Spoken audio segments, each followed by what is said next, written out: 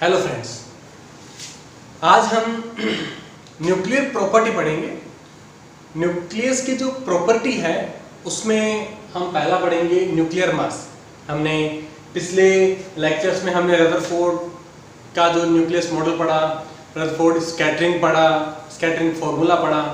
हम बारी बारी अब न्यूक्लियस की जो जितनी भी प्रॉपर्टीज हैं, जितने भी गुण हैं, उनको बारी बारी देखेंगे। नंबर 1 पर हम देखेंगे न्यूक्लियर मास। सबसे बड़ी प्रॉब्लम आई कि किसी भी एटम का मास कैसे मेजर किया जाए। तो सबसे बड़ी बात है, हमें एक आधार मानना पड़ेगा जिस आधार पर हम लोग मेजरमेंट करेंगे। बहुत लंबे समय तक हाइड्रोजन को आधार माना गया, क्योंकि हाइड्रोजन की खोज बहुत पहले हो गई थी और बहुत ही हल्की धातु भी थी वो। फिर बाद में जब हाइड्रोजन को आधार मान के हमने कुछ एलिमेंट्स का मेजरमेंट किया तो कुछ एरर शो, कुछ हम सटीक मान नहीं निकाल पाए। 1956 तक हम लोग ऑक्सीजन को आधार मानते आए, हम लोग ऑक्सीजन 16 को, O16 को। लेकिन 1960 के बाद में हमने अपना आधार चेंज कर दिया। हमने अपना आधार किया कार्बन 12 को। हमने जो मास का आधार लिया वो लिया कार्बन 12 एटम। अब ये प्रॉब्लम आती है कि कार्बन 12 को ही क्यों लिया गया। कार्बन 12 को लेने के लिए कुछ रीजंस हैं, जिसमें नंबर 1 है कि कोई भी जिसको हम चुने वो अबॉन्डेंस होना चाहिए, मतलब वो बहुत अच्छी तादाद में हमें मिल जाना चाहिए। नंबर 2 है कि वो ज़्यादा रिएक्टिव भी नहीं होना चाहिए और टोटली नॉन रिएक्टिव भी नहीं होना चाहिए। और तीसरी चीज़ है कि इसकी जो प्रेफरेंस रखी गई वो रखी गई कि जो हम AMU मास ले रहे हैं वो न्यूक्लियस का ले रहे हैं, तो हाइड्रोजन में 1 प्रोटॉन होता है, उसका जो मास होता है वो लगभग AMU के पास होता है। तो हमने ये माना कि इसमें जो भी एलिमेंट चुना जाए उसमें प्रोटॉन और न्यूट्रॉन दोनों की संख्या क्या होनी चाहिए, बराबर होनी चाहिए। ऑक्सीजन भी अपनी वेटेज रखता है कि मेरे पास भी 8 प्रोटॉन और 8 न्यूट्रॉन है, यानी कि ऑक्सीजन 16 होता है, A16 होता है। कार्बन ने कहा मेरे पास 12 है। फिर लास्ट जो एक परेशानी सॉल्व हुई दोनों में से वो ये हुई कि दोनों के आइसोटोप्स नहीं होने चाहिए, यानी कि कार्बन के आइसोटोप्स होते हैं कार्बन 12, कार्बन 13 और कार्बन 14। लेकिन ऑक्सीजन के भी अपने आइसोटोप्स होते हैं, जैसे कि 8, 16 ऑक्सीजन 16 होता है, ऑक्सीजन 17 होता है, ऑक्सीजन 18 होता है। लेकिन कार्बन को ही इसलिए चुना गया फाइनली कि कार्बन 12 की जो अबोंडेंस है, जो पाने की जो क्षमता है या पाने की जो प्रायिकता है, वो ये कि कार्बन 12 99 लगभग 99% के आसपास कार्बन 12 ही आइसोटोप पाया जाता है। कार्बन 13 है वो 1% से भी कम, और कार्बन 14 तो बहुत रेयर पाया जाता है। लेकिन ऑक्सीजन में ऐसा नहीं है। तो हम शुरू करते हैं कि न्यूक्लियर मास को मेजरमेंट करने के लिए हमने जो आधार लिया वो लिया कि इसे हम एटॉमिक मास यूनिट के तौर पे हम इसे मेजर करेंगे, यानी कि AMU में, AMU यानी कि atomic mass unit. Atomic mass unit में हमने जो कार्बन 12 को जो चुना, हमने ये कहा कि जो कार्बन 12 है उसका जो मास है वो 12 AMU है, यानी कि atomic mass of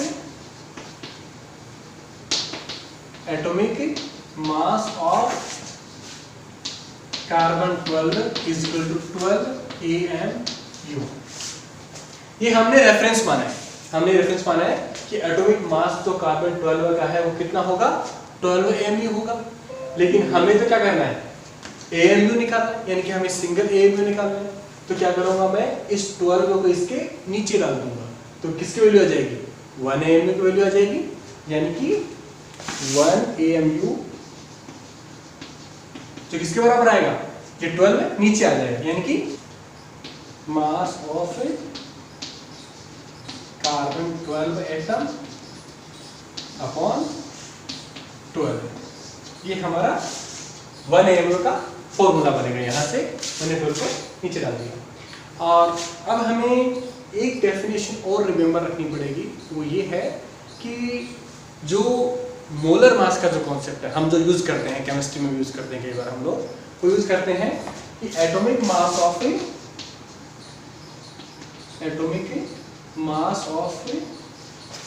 C12 is equal to 12 gram per mole होता है, ये हम यूज करते हैं।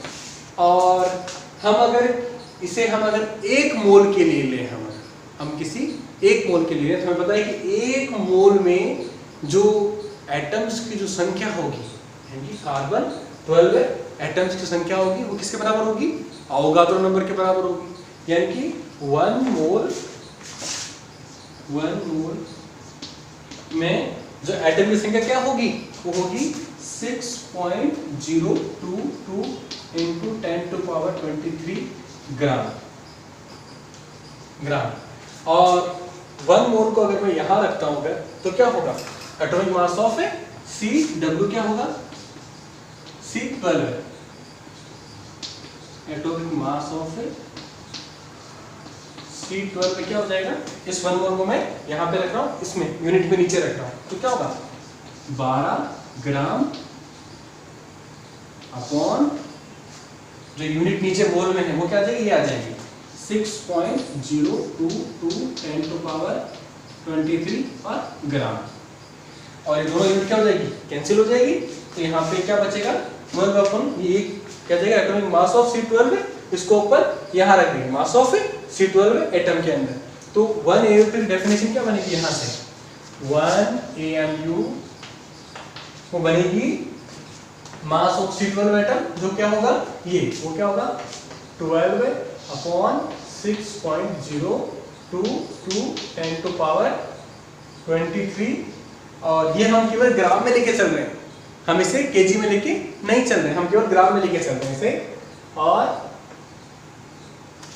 और यहाँ पर ये नीचे क्या है? नीचे 12 है, तो क्या हो जाएगा? ये आ जाएगा 1 अपॉन, ये क्या है आपका? अवोगाद्रो नंबर है, तो इसे मैं क्या लिख दूं? Na लिख सकता हूं। या फिर इसकी अगर आप इसको ऊपर अगर भाग देंगे इसमें अगर तो आपको मिलेगा 1.66 into 10⁻24 ग्राम, ये आपको ग्राम में मिलेगा। और इसे अगर आप केजी में लेना चाहते हैं तो ये माइनस होगा ना, माइनस। इसे आप अगर केजी में लेना चाहते हैं तो क्या होगा? 1 AMU वो किसमें? वो ग्राम में है। केजी में होगा तो क्या होगा? 1.66 into 10⁻27 केजी। ये जो 1 AMU मास है वो एक प्रोटॉन के मास के बराबर आ रहा है, एक प्रोटॉन के मास के बराबर आ रहा है। और यही हमने शुरू में डिस्कस किया था कि एक प्रोटॉन का मास होता है वो लगभग 1 AMU के बराबर होता है। अब हम क्या करेंगे? हम लोग इसको जो है वो एनर्जी में कन्वर्ट करेंगे। 1 AMU मास को हम कन्वर्ट करेंगे एनर्जी में। एनर्जी का जो फॉर्मूला होता है वो क्या होता है? E = mc²। और ये इसमें आती है हमेशा जूल में आती है। हमें इससे जो है वो जूल में लेके हम इसे इलेक्ट्रोवोल्ट में लेंगे, क्योंकि हम हमेशा बैटरी से ही हम हमेशा सारे काम करते हैं। और बैटरी से हमेशा इलेक्ट्रॉन सप्लाई होते हैं, मतलब जो पोटेंशियल डिफरेंस सप्लाई होता है वो किस में होता है? इलेक्ट्रोवोल्ट में होता है। यानी कि हमें पता है 1 इलेक्ट्रोवोल्ट जो है वो किसके बराबर होगा? 1.602 into 10⁻19 जूल। ये इसके अंदर कन्वर्टेशन होता है। तो 1 जूल किसके बराबर हो जाएगा? 1 जूल हो जाएगा, वो होगा 1 इलेक्ट्रोवोल्ट अपॉन, ये संख्या इसके नीचे आ जाएगी, 1.602 into 10⁻19 हो गया। ठीक है। और इसको जब अपन यहाँ पे हम अप्लाई करेंगे तो E का जो फॉर्मूला, एनर्जी जो है वो क्या हो जाएगी? वो इसमें इलेक्ट्रोवोल्ट में एनर्जी हो जाएगी आपकी। ठीक है। यानी कि एनर्जी जो आएगी आपकी वो आएगी m कितना है? 1 AMU है, यानी कि 1.66 जो इसकी वैल्यू है into 10⁻27 into c² जो आपका है वो क्या है? 3 into 10⁸², 3 into 10⁸ मीटर पर सेकंड जो भी है। और जो जूल है 1 जूल निकाला, अपन क्या निकाला? 1 इलेक्ट्रोवोल्ट अपॉन ये आ जाएगा, यानी कि इलेक्ट्रोवोल्ट अपॉन ये क्या आ जाएगा 1.602 into 10⁻⁻⁹। और हम अगर इसको सॉल्व करेंगे अगर तो जो वैल्यू आती है वो आती है, हम अगर इसको मेगा इलेक्ट्रोवोल्ट में लेते हैं, यानी कि मेगा इलेक्ट्रोवोल्ट का मतलब है ऊपर नीचे दोनों में क्या गुणा करना, 10⁻⁶ का गुणा करना, यानी कि हम इसमें 10⁻⁶ का गुणा कर देते हैं ऊपर और नीचे, जिससे क्या 6 में कन्वर्ट हो जाएगा, ये वाला जो पार्ट है वो कन्वर्ट हो जाएगा मेगा इलेक्ट्रोवोल्ट में कन्वर्ट होगा। तो यानी कि जो एनर्जी आएगी इसका जो पूरा प्रोडक्ट का जो प्रोडक्ट आएगा वो आएगा 931.5 मेगा इलेक्ट्रोवोल्ट, ये इसका पूरा रिजल्ट आएगा। यानी कि हमने एटॉमिक जो मास निकाला है, इस एटॉमिक मास को हमने पहले निकाला केजी के अंदर निकाला हमने, और फिर इसको एनर्जी की फॉर्म में निकाला। नेक्स्ट हम पढ़ेंगे न्यूक्लियर रेडियाई, यानी कि हमने अभी उसका मास निकाला, हम अब न्यूक्लियस की साइज निकालेंगे। न्यूक्लियस की साइज को निकालने के लिए वैसे तो कई एक्सपेरिमेंट्स किए गए, लेकिन जिस प्रकार रदरफोर्ड ने अपने एक्सपेरिमेंट में कहा था कि इसकी साइज इतनी होनी चाहिए, तो उन्होंने कैसे निकाला, उन्होंने ये कहा कि मान लिया अगर ये कोई गोल्ड पार्टिकल है और कोई भी अल्फा पार्टिकल इसकी तरफ आ रहा है, अगर कोई भी अल्फा पार्टिकल जो है वो इसकी तरफ आ रहा है, तो अल्फा पार्टिकल जो है वो कोई स्पेसिफिक एनर्जी लेके आ रहा है। मान लिया ये 8 मेगा इलेक्ट्रोवोल्ट की एनर्जी लेकर के ये इसकी तरफ आ रहा है, और ये भी पॉजिटिव है तो ये भी न्यूक्लियस है, थोड़ा हैवी न्यूक्लियस है, ये भी पॉजिटिव है, ये भी एक लाइट न्यूक्लियस है। ये पॉजिटिव जो है दूसरे पॉजिटिव के पास जाएगा तो पॉजिटिव क्या करते हैं, हमेशा रिपेल करते हैं, यानी कि ये जो पॉजिटिव है वो अपनी एनर्जी की वजह से इसके नियर टू नियर पहुंचने की कोशिश करेगा, लेकिन इसके किसी एक लिमिट के बाद वो क्या करेगा, वो वहां पर नहीं पहुंच पाएगा, यानी कि वो इतनी दूरी, थोड़ी बहुत दूरी, यानी कि वो बहुत हाई एनर्जी की तो वो पास आने की कोशिश करेगा, लेकिन वो किसी एक लिमिट तक, मान लिया वो इतनी दूरी पर ही वो पहुंच पाया, यानी कि मैंने अपना फोर्स लगा, इस अल्फा पार्टिकल ने फोर्स लगाना शुरू किया, और ये भी क्या करेगा, इसके ऊपर अपोजिट फोर्स लगाएगा, जहां पर दोनों फोर्स जहां पर बराबर हो जाएंगे उसके बाद ये वापस रिवर्ट हो जाएगा, यानी कि 180 डिग्री के ऊपर। तो वो जो कंडीशन है जहां पर दोनों एनर्जी इक्विलिब्रियम हो गई, दोनों एनर्जी यानी कि पोटेंशियल एनर्जी और काइनेटिक दोनों एनर्जी क्या हो गई है, इक्विवेलेंट हो गई, जहां पर दोनों की दोनों, उस कंडीशन को रदरफोर्ड ने लिया, और उसके लिए क्या कहा, उन्होंने कहा कि अल्फा पार्टिकल की जो एनर्जी है, यानी कि 12 mv² बराबर kZe2E अपॉन डी, ये वो डिस्टेंस डी है जहां तक वो पहुंच पाया, नियर टू नियर पहुंच पाया। और यहां से हम अगर डी निकालेंगे अगर, तो डी की वैल्यू क्या आएगी, डी आएगा, वो आएगा 2, यहां से 2kZe² अपॉन ये वाला 12mv², और 12mv² किसके बराबर है, एनर्जी के बराबर है, यानी कि ये हो जाएगा 2kZe² अपॉन ई आ जाएगा। और यहाँ पर जो k है वो एक नियतांक है जिसकी वैल्यू क्या होती है 9 × 10⁹, और z आपका जो है वो AUN के वो होता है 79 होता है आपका, और e की वैल्यू आपको बताइए 1.6 × 10⁻⁹ है।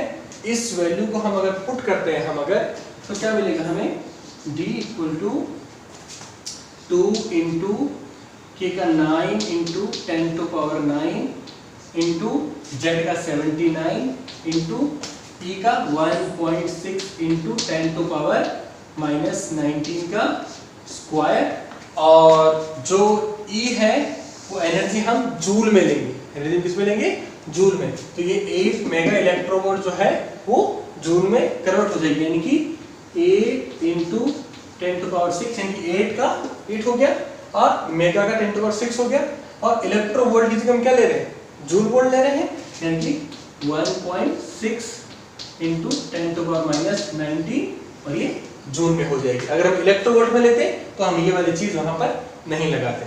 और इस पूरी प्रॉब्लम को अगर हम सॉल्व करते हैं, पूरी प्रॉब्लम को, अगर इसका जो रिजल्ट होगा वो आता है 2.84 10⁻14 इसके आसपास ये रिजल्ट आता है। और इसको अगर ये मीटर में रिजल्ट आएगा पूरा का पूरा, और इसको हम ऐसे भी लिख सकते हैं, वो लिखते हैं हम लोग 28.4 10⁻15, या फिर इसको फर्मियोन भी लिख सकते हैं 28.4 फर्मी, यानी कि 10⁻15 को हम क्या लिखते हैं, फर्मी में लिखते हैं। यानी कि ये रेडियस जो है वो रदरफोर्ड ने अपनी एक अप्रोच से निकाली, वो लगभग 28.4 के आसपास होनी चाहिए। लेकिन एग्जैक्टली न्यू एक्सपेरिमेंट्स में इससे थोड़ी कम वैल्यू आ रही है, लेकिन उन्होंने उस समय पे निकाला वो भी बहुत ही बेटर और बहुत ही सटीक निकाला। अब जो है वो ये है कि एक दूसरी अप्रोच भी है रेडियस को निकालने के लिए, और वो अप्रोच जो उन्होंने काम में ली वो इस प्रकार काम में ली। उन्होंने कहा कि जो पूरा जो एटम होता है या पूरा जो न्यूक्लियस होता है, पूरा एटम होता है, उसमें क्या होता है, सारे न्यूक्लियस पास पास जमे रहते हैं। मान लिया न्यूक्लियन जो है, न्यूक्लियन मतलब जो वो अंदर है, वो सारे क्या होंगे, उसके अंदर अरेंज पूरे होंगे। तो उन्होंने कहा कि न्यूक्लियंस यानी कि जो उसके पार्ट है, कंस्टिट्यूट पार्ट है, न्यूक्लियस के जो कंस्टिट्यूट पार्ट है, जैसे प्रोटॉन या न्यूट्रॉन, मान लिया ये पूरा जो है वो न्यूक्लियस है, इसके अंदर क्या है, इसमें प्रोटॉन भी है, इसमें न्यूट्रॉन भी है, और कितने ही प्रोटॉन हो सकते हैं।